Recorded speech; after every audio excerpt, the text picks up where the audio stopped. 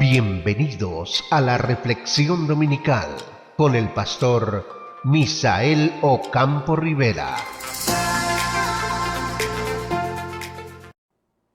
Hola amigos, aquí estamos, nuestra cita de todos los domingos para nuestra reflexión dominical.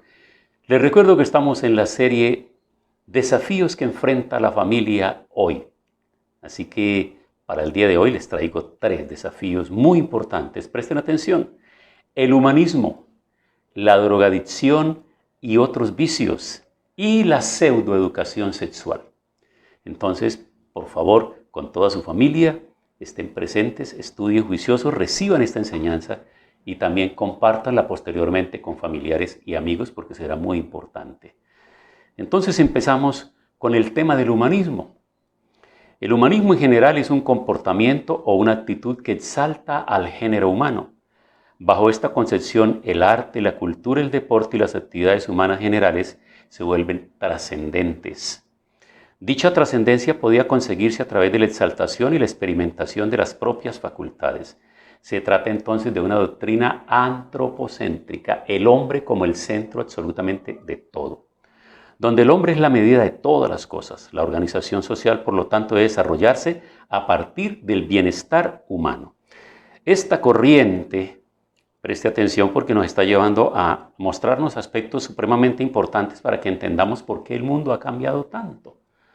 ¿Por qué ahora casi no se habla de Dios? ¿Por qué se le está sacando de todos los escenarios? No se le tiene en cuenta absolutamente nada. Entonces, la organización social debe desarrollarse a partir del bienestar humano y esta corriente pone al teocentrismo medieval, donde Dios era el centro de la vida y todo lo de la vida, lo pone a un lado. Como creador y como responsable de todas las cosas y de los fenómenos del universo, entonces ahora el hombre, a través de este pensamiento humanista, lo retira absolutamente de todos estos escenarios. Tal es así que los teocentristas explican todo en función de una razón divina, pero esta razón divina ahora está siendo desconocida precisamente por las personas humanistas. El teocentrismo predominó como filosofía poco después del surgimiento del cristianismo y durante toda la Edad Media, hasta que en el siglo XV el Renacimiento trajo consigo el antropocentrismo, una doctrina que ubica al ser humano y a la ciencia como centro de todo en lugar de Dios. En definitiva, la diferencia entre el teocentrismo y el antropocentrismo radica en que el teocentrismo ubicaba a Dios como el centro del universo, mientras que el antropocentrismo ubica en el centro al ser humano. Es decir, ahora el centro de todo se lo debemos al hombre. El hombre es capaz de hacer absolutamente todo. Pues ahí es donde el humanismo ha cobrado toda esta fuerza tan tremenda y las nuevas generaciones de jóvenes, nuestros hijos, nuestros muchachos, están perdiendo el sentido de la fe. Así que mucho juicio, padres. Tenemos que trabajar. Recuerden que les he venido hablando de los conversatorios en familia sobre todos estos temas. No nos dejemos deslumbrar de cuánto pensador llega, de cuánta filosofía, de cuántas cosas llegan. Nosotros tenemos que analizar juiciosamente, leer todas estas corrientes, compararlas a la luz de las Sagradas Escrituras y tener nuestros conversatorios con nuestros hijos en nuestros hogares. Así que el humanismo es el promotor del antropocentrismo, o dicho de otra manera, el que colocó al hombre como el centro de todo, quitando a Dios como el centro de toda creación y objeto de toda adoración.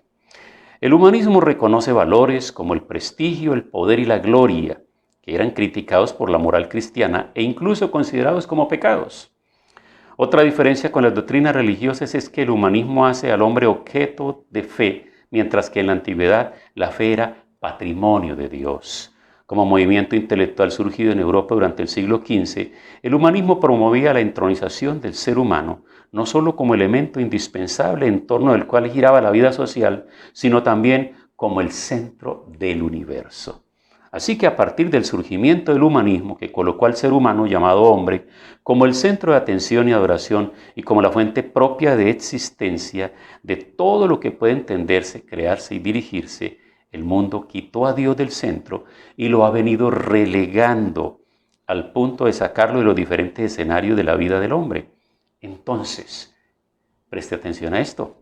Cuando Los jóvenes van terminando la secundaria y cuando ingresan a la universidad se encuentran con un discurso en el cual no se menciona a Dios en ninguna clase, en ninguna materia y por el contrario, los profesores humanistas atacan la fe de estos jóvenes y quienes no teniendo bases sólidas de su fe se debilitan y se apartan del camino cristiano.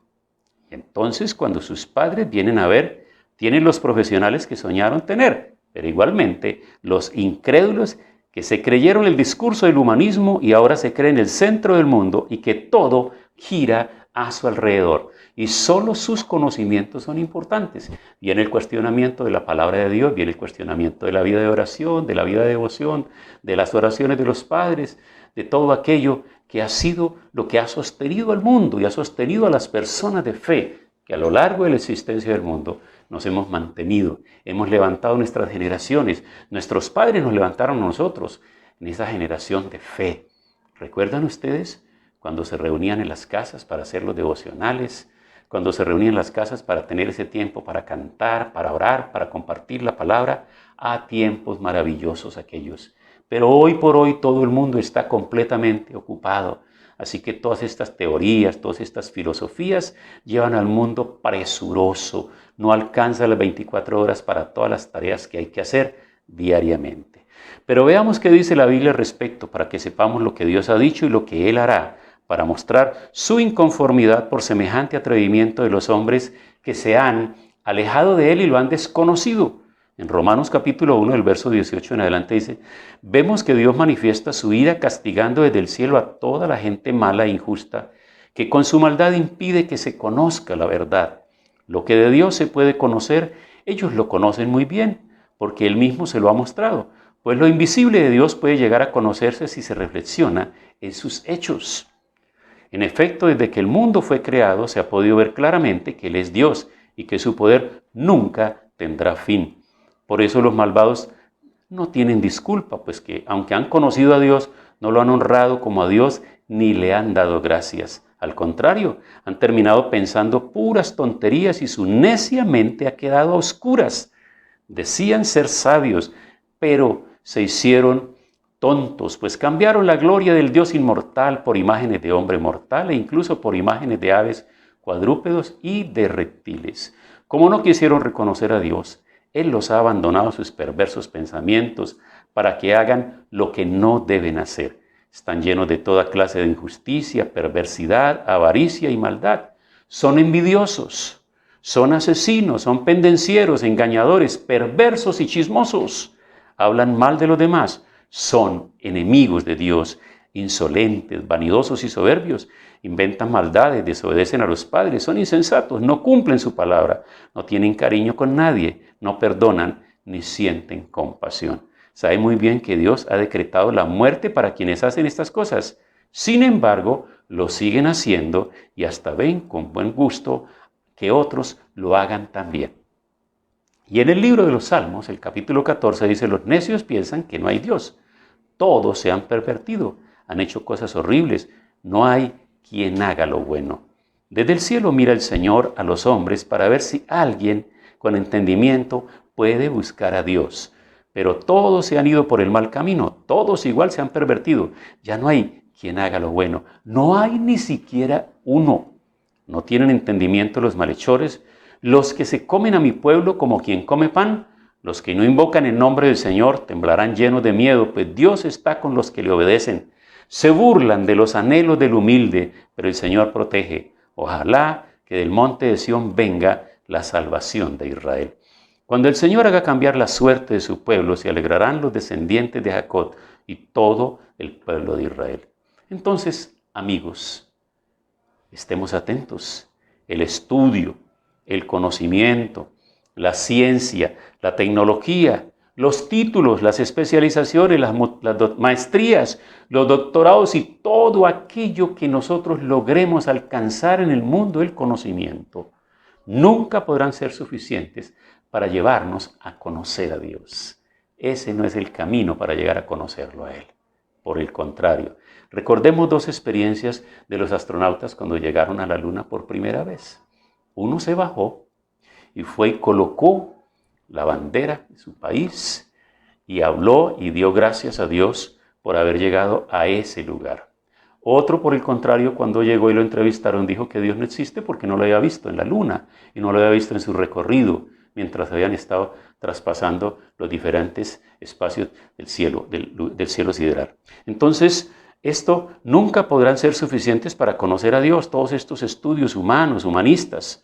Por el contrario, sus atributos, su carácter y su voluntad les queda más fácil a aquellos hombres que puedan acercarse a Él a través de la palabra y tengan un corazón humilde. Recordemos que Jesús, en lo que se conoce como el Sermón del Monte o las Bienaventuranzas, habla acerca de bienaventurados los pobres de espíritu. Y los pobres de espíritu no tiene que ver con aquellas personas que carecen de algún sentido, que tienen algún problema de la mente, que de pronto tienen pensamientos dispersos, no logran concentrarse. No, los humildes de espíritu son aquellos, los pobres de espíritu son aquellos que aceptan la presencia de Dios, aceptan su palabra y se dejan guiar por Él. La palabra dice en Isaías el capítulo 66, el versículo 2, mi mano hizo todas las cosas, por eso existen, dice el Eterno. Yo estimo al humilde y contrito de espíritu que se estremece ante mi palabra.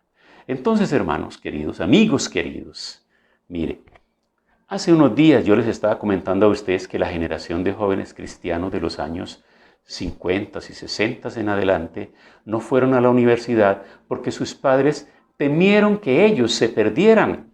Por ahí, para ese tiempo, lo que se llamaba en ese tiempo cuarto de bachillerato, lo que es hoy el noveno, ya los profesores empezaban a hablarles del materialismo, de filosofías y de todas esas cosas. Entonces los padres no querían que sus hijos fueran atacados por esas filosofías, así que prefirieron no mandarlos a la universidad. Hoy, por el contrario, absolutamente todos queremos que nuestros hijos vayan a la universidad. Pues bien, excelente.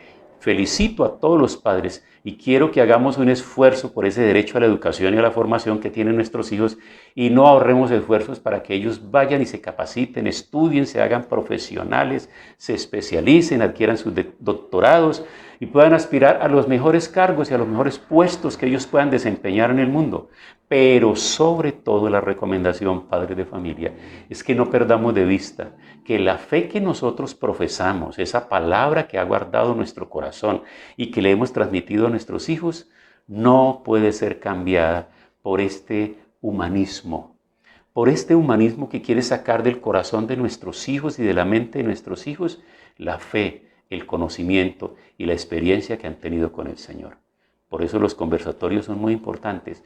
No los ataquen, más bien oren con ellos, llévelos a leer la palabra, que puedan tener experiencias personales, porque nuestros hijos no se van a sostener en la fe de nosotros si ellos no tienen la experiencia con el Dios nuestro. Solo aquello les ayudará a mantenerse firmes. Así que quiero que me acompañen en el día de hoy a orar, porque es importante que en nuestro hogar la palabra del Señor esté siempre a disposición para que todos podamos vivirla. Recuerde el mandamiento que el Señor le dio al pueblo de Israel al entrar en la tierra prometida. Y estas palabras, estos mandamientos, los repetirás cuando vayas por el camino, al acostarte, al levantarte, lo colocarás en la frente de tus hijos, lo escribirás en los postes, es decir, en todo lugar. Eso es importante en nuestros hogares para que nuestros hijos no pierdan la fe ni olviden la palabra. Oremos. Padre, muchas gracias por la reflexión del día de hoy. Quiero agradecerte por esta bondad que tú nos das. En el nombre de Jesús. Gracias, Señor. Y ahora vamos a ver otro aspecto muy importante que tiene que ver con la drogadicción y otras adicciones. Mira, nuestros hijos son como esos pichones que tienen las aves o como esos hijos bebés que tienen los animales y que los depredadores están alrededor de ellos. Necesitamos nosotros protegerlos y cuidarlos porque hay infinidad de peligros. El enemigo ha cernido sobre ellos cualquier cantidad de estrategias y entre ellas están los vicios como la drogadicción y otras adicciones. La adicción a las drogas es una enfermedad cerebral crónica. Hace que una persona tome drogas repetidamente a pesar del daño que provoca. Y el uso repetido de drogas puede cambiar el cerebro y provocarle adicción. Los cambios cerebrales de la adicción pueden ser duraderos, por lo que la adicción a las drogas se considera una enfermedad recurrente. Esto significa que las personas en recuperación corren el riesgo de volver a consumir drogas incluso después de años de no tomarlas. Ahora veamos cómo afecta a la familia el tener personas drogadictas o personas que tienen otros vicios como el alcohol. Estas otras cosas que pueden llevarnos y generar tanta dificultad. Los problemas a nivel familiar son bastante frecuentes independientemente del tipo de drogas que se consuman. Claro está que con el consumo de tabaco es poco probable que una familia se separe, pero sí sé que lo que es peor es el consumo de alcohol y otras drogas duras como la cocaína. También tiene sus problemas sociales, pudiendo de alguna manera perder amistades e incluso el trabajo y volviéndose una carga y un problema en el hogar. La persona que consume drogas puede mostrar una pérdida de interés en sus aficiones y otras actividades favoritas. Paralelo al consumo de drogas también se considera el consumo del alcohol. Pues bien, ha llegado entonces la hora de hacernos una pregunta. ¿Qué ha pasado con el consumo de drogas en los últimos meses? Este último tiempo, de eso no se habla nada, ¿verdad? Ahora estamos centrados hablando solamente de la pandemia. Estamos hablando solamente de ese tipo de situaciones. Pero podríamos pensar por un momento qué está pasando al interior de los hogares con los que son consumidores. Aquellos que tienen que estar permanentemente en el hogar por razón de su estudio, de su trabajo. Obsérvelos. Mire la conducta de ellos, cómo están actuando, se escapan de sus casas, se van o no. Aquellas personas que tienen que organizar sus fiestas, aquellos que tienen que salir a comprar las bebidas embriagantes porque no pueden soportar el permanecer toda la semana aislados de ese tipo de vicios, pues todo esto nos lleva a nosotros a mirar la situación que se está viviendo al interior de las familias, pero también en la sociedad, en las ciudades, en todos los lugares. Veamos bien esto. La primera sorpresa que nosotros podemos llevarnos es que quien quiere conocer estos temas en el consumo, por ejemplo, de bebidas alcohólicas en Colombia, ha ido creciendo y es mayor, en este momento ha sido mayor en las mujeres que entre los hombres. Pues así lo comprueban las investigaciones juiciosas recientes del Observatorio de Drogas en Colombia. En los hombres el hábito de beber licores se ha mantenido estable, pero las mujeres consumen cada vez más. Y esto es así, mire, cuando nosotros pasamos por las tiendas de barrio, por los lugares donde nosotros vemos que son sitios donde aparentemente las familias llegan a comprar sus provisiones de primera mano, también las han ido convirtiendo en lugares de expendio de bebidas. Y es normal ver las mesas llenas de hombres y mujeres y a veces encontramos algunas mesas de esas ahí, fuera de esos lugares, ahí en esos alrededor, mesas donde hay solo mujeres bebiendo alcohol, en otras donde están con sus parejas y en otras hay hombres solos. Entonces, este problema nos está llevando a nosotros a ver que está creciendo cada día más y más. Hay unos hallazgos muy elocuentes en el Estudio Nacional de Consumo de Sustancias Psicoactivas que el mismo observatorio suele adelantar y el cual mide a los estudiantes, escuche esto, entre 12 y 17 años de edad que van del séptimo grado hasta el último año de bachillerato.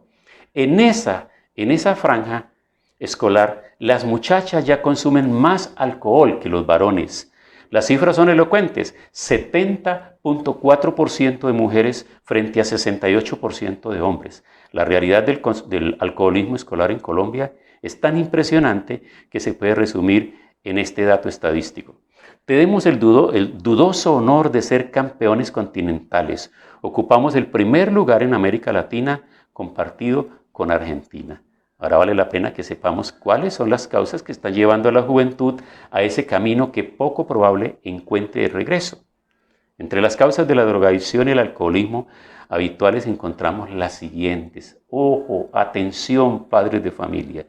La curiosidad de nuestros muchachos, las vivencias traumáticas que están viviendo en el hogar, los problemas intrafamiliares, las dificultades, los malos tratos en la casa, la falta de consejería, la falta de un buen diálogo, los problemas que ellos ven entre sus padres, esas situaciones, el alivio del estrés, el mejor desempeño, la falta de motivos y objetivos, la influencia del contexto familiar, la presión o influencias del círculo de amistades y la falta de habilidades sociales. Entonces, todos estos, sumado también los problemas económicos, se asocian con las conductas de drogadicción.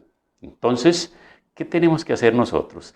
En el campo espiritual, el pecado ha llevado al hombre a ser esclavo de los vicios para satisfacer su naturaleza caída y alejada de Dios. Y como consecuencia, el enemigo de Dios ha preparado el plan para no afrontar el castigo eterno solo, sino para poder arrastrar multitudes. ¿Qué dice la palabra en Juan 10:10? El ladrón no viene sino para hurtar, matar y destruir. Yo he venido para que tengan vida y para que la tengan en abundancia. Padres de familia, los padres que tienen vicios, con sus vicios le modelan a sus hijos. Los padres que han sido liberados de los vicios y que ahora siguen el camino del Señor deben ser juiciosos, hablar con sus hijos, abrir su corazón y contarles experiencias traumáticas que ellos han tenido y por qué ustedes han buscado el camino del Señor. Yo siempre sigo insistiendo que el diálogo será el mejor camino para que exista un buen ambiente en nuestro hogar, con nuestros hijos, y que la palabra nos ayude cada día. Efesios capítulo 5, versículo 18. Y no os embriaguéis con vino que conduce al desenfreno, antes sed llenos del Espíritu Santo. Y Proverbios 31:4 dice, no es de reyes, oh Lemuel, no es de reyes beber vino, ni de los príncipes las bebidas fuertes. Y en el versículo 5, no sea que bebiendo olviden la ley y desatiendan el derecho de los afligidos. Amigos, los gobiernos han ido legalizando los vicios, pero eso no significa que sean buenos o que su consumo sea saludable y provechoso. Se legalizó el tabaquismo, el alcoholismo y la práctica de esos vicios solo traen dolor, enfermedad en nuestros hogares. Ahora también ya sabe que está pendiente por ahí la legalización también de las drogas, el consumo de las drogas, de la marihuana y todo esto. Por eso es necesario que estemos alerta nosotros y no todo lo que se legisla y lo que se legaliza es correcto para nuestra vida familiar, para la vida en sociedad y mucho menos si va en contra de la palabra de Dios. Entonces presten atención a esto. Bueno, y ahora quiero hablarles del tercer problema o el tercer desafío que tenemos nosotros ahora y tiene que ver con la pseudoeducación sexual que se está dando en los colegios. Esta palabra pseudo es de origen griego y significa falso. Indica una imitación parecida o engañosa a la falsedad que se coloca antes de la disciplina, de la profesión, del concepto o persona o cosa a la que parece o aquello que es directamente falso. ¿Y por qué nosotros estamos declarando como una educación sexual engañosa y falsa? Porque está centrada exclusivamente en el uso de condones y de anticonceptivos. En eso está centrada la educación sexual. Es decir, evitar que nuestros jóvenes adquieran enfermedades de transmisión sexual, evitar que nuestras niñas resulten embarazadas después de tener relaciones sexuales con sus novios, con sus amigos, con sus profesores, con sus vecinos o quien sea. Porque hoy por hoy, en medio de toda esta situación de pérdida de valores, de pérdida de respeto, hoy por hoy, cuando la presión empieza desde el bachillerato, cuando a las niñas las están presionando las compañeras porque ya les hablan de lo que hicieron el fin de semana con sus novios, de sus novios que llegaron a sus casas, que se searon en sus hogares o que les dieron permiso a sus padres para irse a la discoteca, a la chiquiteca, cualquiera que sea el lugar, los programas que se inventan, ¿cierto? Entonces, incluso los mismos padres han caído en esa trampa. Y los padres lo único que le recomiendan a sus hijas es con cuidadito cómo se deje embarazar. O sea, no le están educando, no le están hablando, no le está hablando el respeto de su cuerpo. Y le están advirtiendo a su varón, a su hijo varón, cuidadito cómo va a embarazar a su novia. Es decir, aquí el único problema es un embarazo. O el único problema es una enfermedad de transmisión sexual. No, hay que ir más allá. Esta es una sociedad desbordada. Esta es una sociedad que está caminando por el terreno de los antivalores, de la inmoralidad. Recordemos nosotros que el honor de la mujer en la antigüedad, en el tiempo de nuestros padres, en el tiempo de nuestra juventud, el honor de una mujer estaba en el respeto a su cuerpo y ningún hombre podía llegar a ella, a tomarla, poseerla, hacerla suya y menos llegar a violarla sin tener castigo. Pero hoy se volvió un deporte. Y será tan deportivo esto que incluso en el muro aparece todo eso. Entonces, cuando yo estoy hablando de estos temas con los jóvenes, amablemente les pregunto a ellos si ellos quieren llegar cuando encuentren una muchacha para casarse, una mujer para formar un hogar, si él quiere ser el último del muro, el último que subió la foto al muro, el último que pasó por ese lugar. Y les pregunto lo mismo a ellas, ¿usted quiere ser la última que llega a ese hombre o quiere ser la primera y quiere ser el primero? Yo creo que tenemos que volver. Y este trabajo nos toca a nosotros como iglesia, como pueblo de Dios, hablarle a nuestros hijos. Nuestros hijos nunca deben tener relaciones prematrimoniales. Nuestros hijos deben salir de nuestros hogares todavía con la limpieza, con la pureza, con la virginidad, tanto hombres como mujeres, porque el matrimonio es un pacto. Y en ese pacto tiene que darse con amor, con respeto, con limpieza, con pureza. De manera que hoy por hoy los notarios y los jueces se escandalizan cuando llegan personas que por primera vez van a contraer matrimonio, porque la gran mayoría son padres solteros. Son muchachos que a los 17 años ya engendraron un hijo, niñas que de los 15 años ya tienen un niño y lo está cuidando la mamá. Entonces, cuando se van a casar, pues la ley les exige que reconozcan todo esto. Antes tienen que mostrar si tienen hijos, si él tiene hijos, si ella tiene hijos, y esa es la diferencia entre un hombre libre y un hombre soltero. El hombre libre no tiene hijos, no tiene nada pendiente. El hombre soltero puede tener hijos regados por la calle, pero no está casado ni comprometido con ninguna mujer. Así que cuando llega alguien y ella acepta el discurso, podría casarse con él, pero no es un hombre libre, simplemente es soltero. Y hay unos compromisos y unas situaciones. Todos estos diálogos nos invitan a nosotros en familia a tener charlas serias con nuestros hijos. Las madres deben hablarle a sus hijas, explicarles, muy bien, está bien que los muchachos hoy saben mucho más que los padres. Los muchachos simplemente tienen conocimiento, pero no tienen sabiduría. Los padres puede que carezcan de mucho conocimiento, pero tienen sabiduría, tienen experiencia, tienen haber tropezado en la vida, haber tenido tantos problemas y tantas dificultades. Y yo quiero preguntarles a ustedes, padres de familia, que fueron alcanzados por la misericordia y la gracia del Señor cuando ya ustedes eran adultos, que pasaron su vida de cualquier manera, que vivieron desordenadamente. ¿A ustedes les gustaría que sus hijos pudieran, ahora que han encontrado el camino del Señor, ustedes como padres, ellos pudieran entrar en ese camino y vivir en esa vida de rectitud y obediencia a la palabra?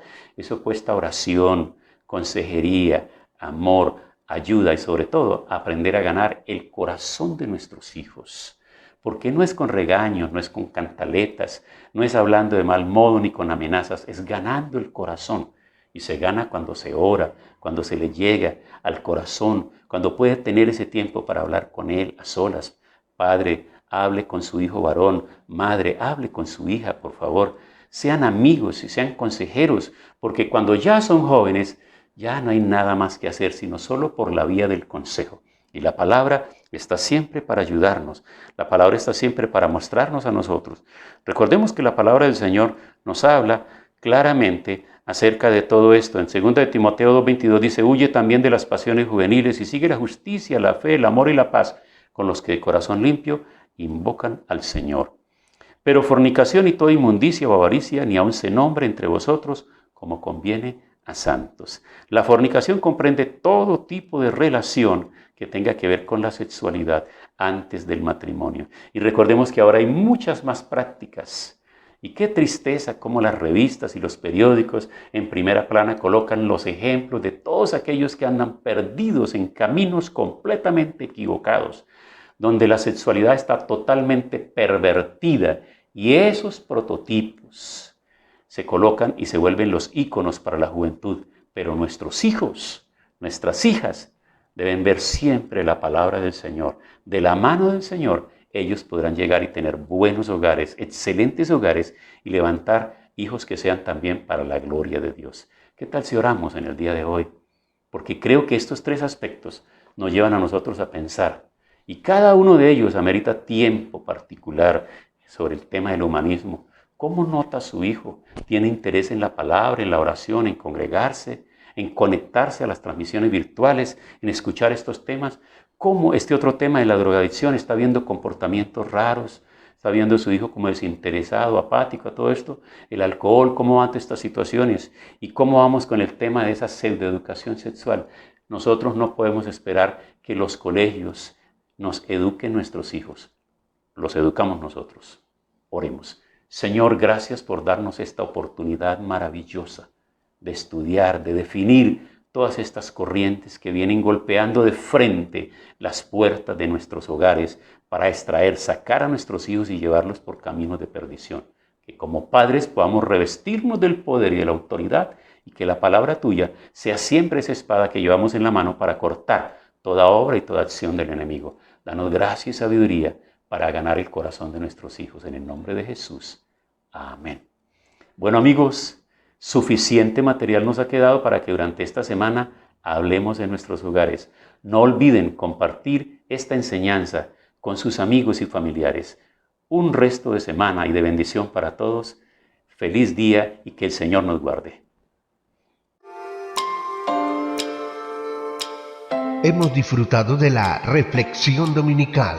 Los invito a escuchar diariamente Momentos de Reflexión con el pastor Misael Ocampo Rivera.